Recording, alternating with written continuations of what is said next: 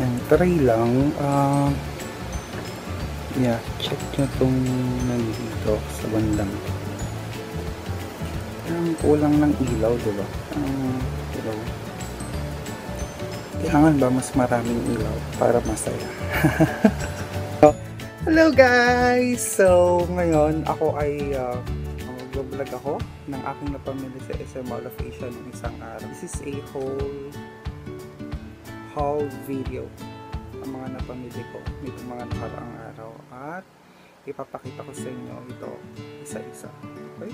Alright, so ito yung una kong nabili sa SM Mall of Asia sa department store, and this is from Oxygen. And ang price nito, naka-sale siya actually from 599. I got this for only 200 pesos. It's a polo shirt. Next is also from Oxygen, and I got this plain nakalagay dito 199, pero tingin ko more than 199 to. Yan, ito. See? It's from Oxygen. And nabili ko na lang siya for only 99 pesos. Yan. It's a V-neck. Or it's a tank top. Ito yung design niya.